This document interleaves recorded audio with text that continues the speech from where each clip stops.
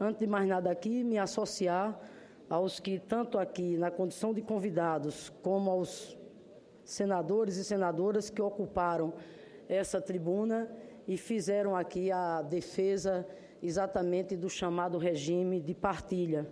Isso porque entendo, senador Linneberg, que defender o projeto de lei de autoria do senador José Serra, que tem por objetivo flexibilizar o atual modelo de partilha de produção, retirando da Petrobras a condição de operadora única e o direito de uma participação mínima de 30% na exploração de cada bloco licitado na província do pré-sal, como garante exatamente a legislação atual. Enfim, entendo que defender esse projeto, que vem na linha exatamente de flexibilizar o atual modelo de partilha, entendo que isso é um desserviço à nação, é um desserviço ao Brasil, é um desserviço, inclusive, à história e à trajetória de todos aqueles e aquelas que lutam por uma educação pública de qualidade e inclusiva. Na verdade, logo que se descobriu o petróleo nessa província em 2006, o Brasil foi colocado entre as grandes potências petrolíferas mundiais. Mas especialistas chegaram, inclusive, a duvidar de que o país fosse capaz de extrair petróleo em águas tão distantes e profundas. Graças exatamente ao quadro de técnicos e de servidores que a Petrobras tem, que a nossa empresa tem, o que a gente viu hoje é que aqueles que duvidavam exatamente, né, da capacidade que a Petrobras teria, né, de explorar a questão do pré-sal, aqueles que duvidaram, a realidade mostrou exatamente o contrário, porque os resultados que estão sendo apresentados agora, né, são surpreendentes. A produção do pré-sal já chega a 800 mil barris por dia, o que equivale a quase 30% da produção nacional, que é de pouco de mais de 2 milhões de barris por dia. É bom lembrar que essa marca foi alcançada em tempo recorde, apenas 8 anos após a primeira descoberta de petróleo na província. Além disso, a produtividade na área do pré-sal é muito maior do que a que se previu de início. Logo que foram descobertos, portanto, os primeiros indícios de petróleo no pré-sal, estimava-se que os poços produziriam de 15 a 20 mil barris diários. Hoje, a média já está em 25 mil, chegando a 40 mil nos poços de Sapinhoá e Lula, na bacia de Santos. Os custos da produção eram outra fonte de dúvida por conta do desafio tecnológico. No começo, estimou-se que o pré-sal seria viável a 45 por barril. Recentemente, a Petrobras informou que o custo de extração deve ficar em torno de 9, graças à escala de produção maior e aos investimentos em tecnologia. Assim, o pré-sal torna-se viável a cerca de 30 por barril. A meta da Petrobras é chegar a uma produção de 3,2 milhões de barris por dia em 2018, sendo que 52% viriam do pré-sal. Quero ainda aqui, senhor presidente, colocar que as atuais reservas nacionais são da ordem de 16 bilhões de barris. Com a descoberta do pré-sal, as reservas da Petrobras devem atingir cerca de 50 bilhões de barris em áreas já contratadas, colocando o país entre os mais importantes detentores de reservas petrolíferas do mundo. E o que é que pretende exatamente o projeto de lei 131/2015? Pretende exatamente, ao querer flexibilizar o regime de partilha, colocar tudo isso exatamente em risco. No atual regime, a Petrobras tem uma participação de pelo menos 30% nos consórcios e o Estado fica com a maior parcela dos lucros. No regime de concessão, é exatamente o contrário. A empresa operadora e parceiros ficariam com a maior parcela dos lucros da produção. Portanto, é aqui que está, senador Linneberg, exatamente a essência do debate que está sendo feito. No regime de partilha, essa riqueza, né, extraordinária, ela estará a serviço do Brasil. E no regime de concessão, né, como a própria legislação prevê, a empresa operadora e os parceiros é que ficarão exatamente com a maior parcela dos lucros da produção. O modelo de partilha com alta participação societária da Petrobras permite que uma grande parcela da riqueza natural do petróleo do pré-sal seja convertida em resultados econômicos para a população brasileira, especialmente nas áreas sociais como educação e saúde. Portanto, entregar nosso patrimônio aos interesses estrangeiros é também viabilizar um aporte maior de investimentos na área de educação e saúde no país. Por isso, senador Lindenberg, que eu quero aqui nesse momento, na verdade, não falo só na condição de senadora eleita pelo povo do meu estado, Rio Grande do Norte. Eu quero trazer aqui a voz de mais de 2,5 milhões de professores e professoras por esse Brasil afora. Eu quero trazer aqui a voz dos milhões de estudantes pelo Brasil afora. Eu quero trazer aqui a voz de todos aqueles e aquelas que se empenharam e que tiveram uma participação muito decisiva para que nós, depois de 4 anos de debates, pudéssemos exatamente entregar ao Brasil o novo Plano Nacional de Educação. O novo Plano Nacional de Educação, que certamente é uma das agendas de caráter estratégico hoje mais importante, mais decisiva para o nosso país. Por tudo que ele simboliza, por tudo exatamente que ele sintetiza em matéria exatamente de garantir ao povo brasileiro uma educação de boa qualidade. O Plano Nacional de Educação não é uma agenda qualquer, é uma aposta no desenvolvimento social e econômico do nosso país.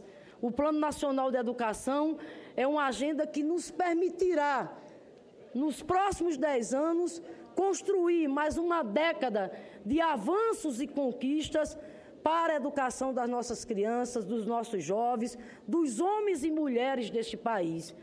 Plano Nacional de Educação tem metas ousadas, metas que vão desde a questão da universalização e ampliação do atendimento escolar da creche até a pós-graduação, passando pela educação em tempo integral, passando por a gente ampliar o acesso ao ensino superior, o acesso à educação profissional.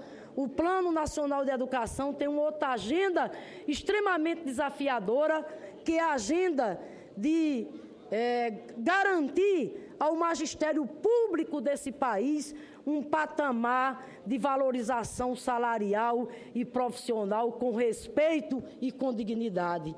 O Plano Nacional de Educação tem a agenda desafiadora, sim, de combate à questão do analfabetismo.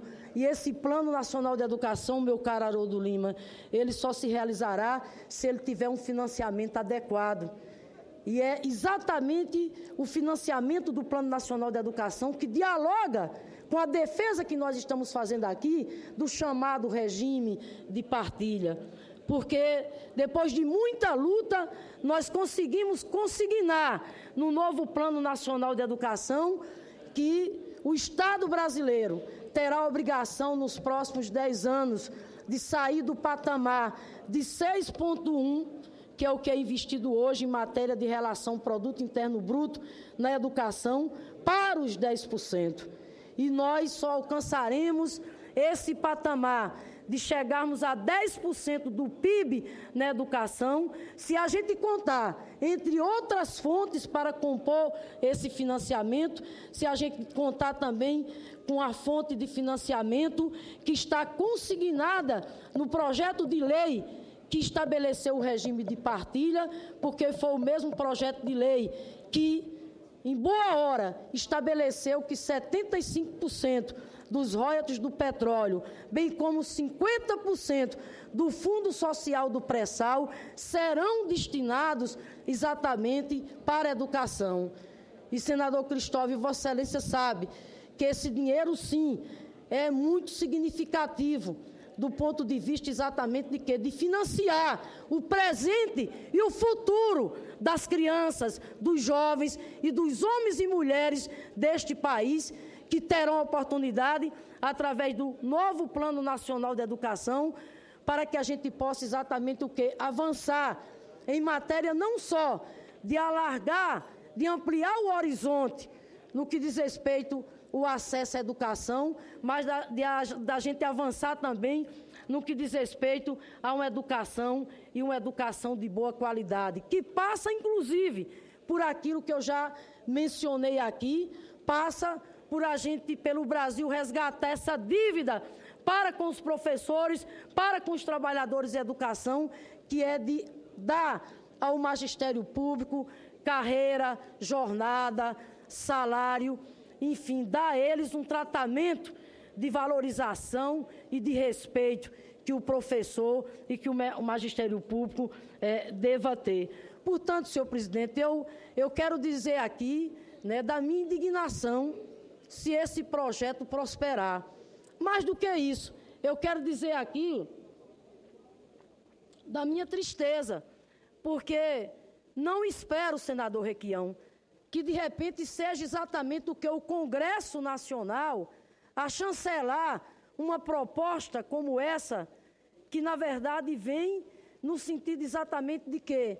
De prejudicar o país, porque alterar um regime de partilha que depois de todo esforço que a Petrobras fez, depois de hoje está mais do que comprovado que a nossa Petrobras, que a nossa empresa, a empresa símbolo que é, do ponto de vista, né, de promoção do desenvolvimento social e econômico do nosso país.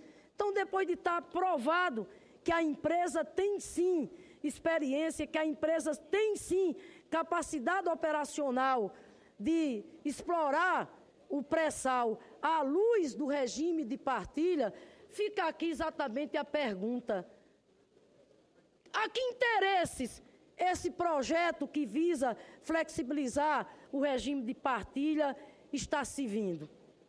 Porque, sinceramente, ao Brasil não é, ao nosso país não é de maneira nenhuma. Então eu quero me somar, senador Lindenberg. Tomei conhecimento da defesa veemente e apaixonada que Vossa Excelência, bem, junto com outros senadores, fez do chamado regime de partilha, e, portanto, quero me somar nesse apelo. Não é razoável, não é sensato de maneira nenhuma que um tema dessa natureza, talvez uma das agendas mais importantes que esteja em debate do ponto de vista de interesses estratégicos para a nação brasileira, e o Congresso Nacional, o Senado agora, queira votar isso de afogadilho. Eu, sinceramente, senador Lindenberg, espero que o Senado não cometa esse suicídio, porque se isso acontecer, eu acho que pode passar para a história como um crime de lesa pátria. Porque um projeto desse, ou seja, que visa alterar o regime de partilha e que terá consequências duras, imediatas, naquilo que é um dos direitos mais sagrados do povo brasileiro, que é o direito à educação, e uma educação de boa qualidade. Então, por isso que falo que, sem dúvida nenhuma, né, um projeto dessa natureza, me permita dizer, eu caracterizaria como um projeto de lesa pátria. Então, eu espero, volto a dizer, que com a participação